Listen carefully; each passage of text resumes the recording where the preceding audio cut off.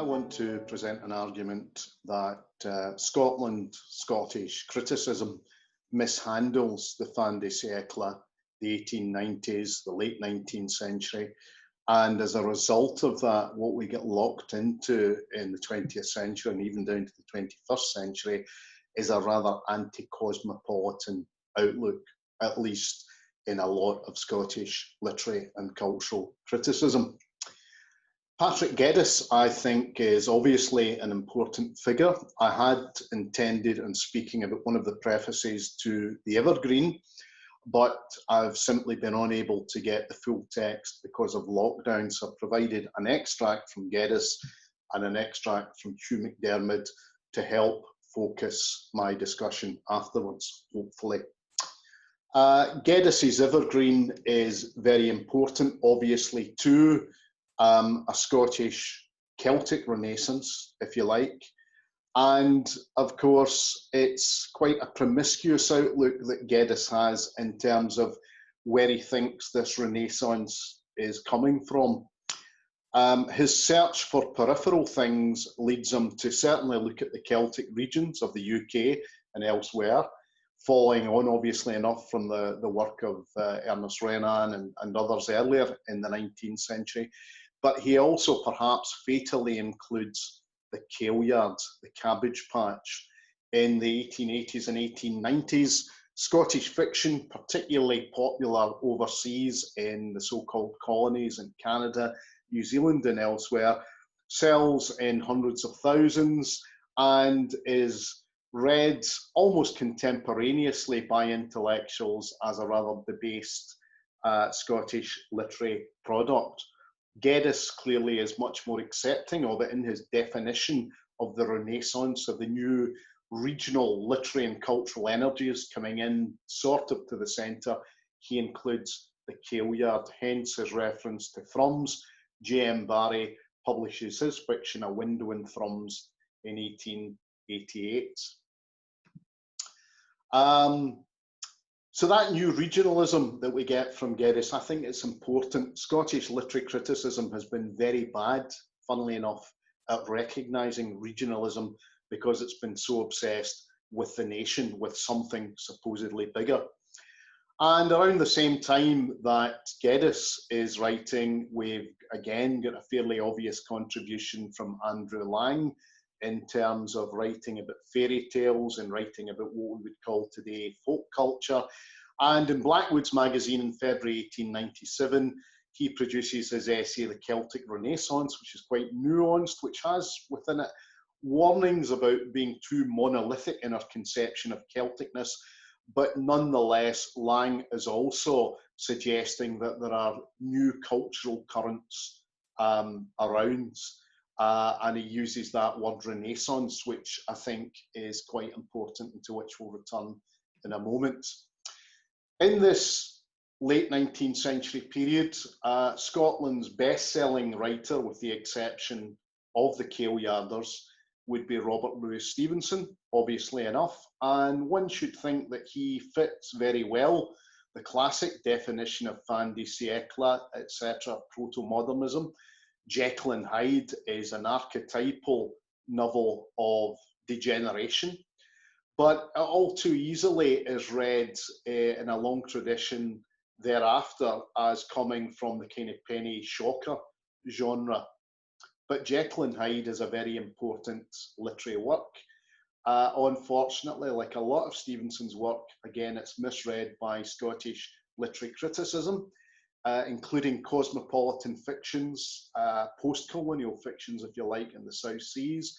But Stevenson's fiction tends to be misread as either shocking in a one-dimensional way, which it isn't, or even as children's writing when it comes to novels like Kidnapped, which again, although it is consumed within a kind of boys' own tradition, nonetheless, it's true to say that there are adult themes in Kidnapped. And Stevenson also writes like an angel, and in many ways, very broadly, he retreads the Walter Scott Scottish historical novel tradition, arguably with more cynicism, more scepticism. But this is kind of missed in the broad brush dismissal of Stevenson as a writer of children's writing, and in the longer context of Scottish criticism as representing the systematic immaturity in Scottish literature, which is seen especially in the 19th century, in the Victorian period, again, because it's not national enough. Scotland has lost its nationness and therefore has also lost its mature literature. Anything that's happening, Stevenson, the Kailyard, is part of that system of debased literary output, so the argument goes. This is most unfortunate that we have this business of the late 19th century, including the fin de siècle, being so undervalued, misread. In recent years, we've had the work of Murray Pittock, we've had the work of Andrew Nash, more recently of Michael Shaw, all of whom have had wonderfully penetrating things to say about the later 19th century. But it's still the case that we get these these descriptions of Scottish literary history that as yet are even a bit impervious to that fine reassessment of the 19th century. J.H. Miller is the man who, along with others, lambasted the Kailyard in 1895. And he is followed on by the likes of George Douglas Brown, The House with the Green Shutters, published in 1901, a wonderful bitter novel that becomes a kind of poster boy production for the so-called Scottish Renaissance of the 1920s and 30s, led by Hugh MacDiarmid. Hugh MacDiarmid and Edwin Muir are very different characters within that movement, but they both rather like the critique that Douglas Brown provides of Scottish cultural history, which is to say, more or less, in a rather crude version of the Weber-Tawney thesis, that Scottish literary history has been too Protestant, too capitalistic, has not been good with community, and in many ways, when it does produce community in terms of Kailyard novels, it's phony, cosy versions, supposedly, of Scottish community, but the real Scottish community, rapacious, unfeeling, unloving, is what Douglas Brown presents in The House of the Green Shutters. In many ways, a very fine book, but unfortunately, that work of fiction is read as a kind of as representative of the true cultural reality of Scottish culture for men like MacDiarmid and Muir, who read it also as very much an anti-Kailyard book, which it is to some extent. It's a cartoon caricature of and rebuttal of Kailyard. It's the Kailyard turned upside down, but that doesn't mean that it represents some definite reality in the way that it's been taken by so many critics. And when we get into the so-called Scottish Renaissance of the 20s and 30s, it's Denis Saurat, a French thinker and critic, who labels the new energies, the revival in the Scots language, some new novels from the 20s and later from the 30s. It's Saurat who provides that label, but in fact, as I've kind of been planting the idea of, we should attend a bit earlier to Geddes and to Lang using that word Renaissance. Ireland doesn't have a problem with a Celtic Renaissance of some continuity between the 19th and 20th centuries. But the Scottish Renaissance, so-called of the 20s and 30s, wants to write off the later 19th century as not properly national, not properly literary, and even not properly cosmopolitan. And if we think about what lies behind this, there are some obvious things. The Treaty of Versailles in 1919 encourages the rights of small nations, classically.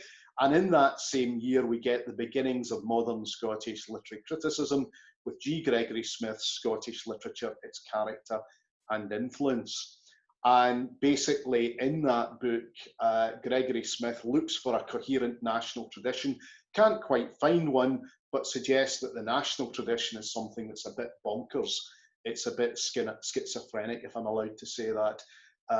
It's the polar twins. It inhabits realism and fantasy, as though every other literature on the planet doesn't do that, and it can never quite settle in one mood. And this basically is what Gregory Smith and critics later, like Edwin Muir, suggest is to be related to Scotland not having a stable tradition. It's very much the T.S. Eliot idea.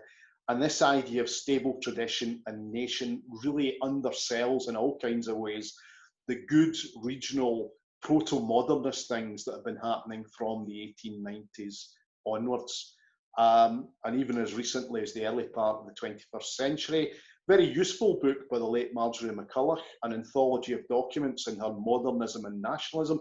I've been looking at that again recently because I thought Geddes would feature in that. I had a false memory of Patrick Geddes's evergreen prefaces being in there. They're not, and I would argue they should be, because what Marjorie's book does, it very much buys the Scottish high modernist outlook that everything before the 20s and 30s really was mishandling literature and culture.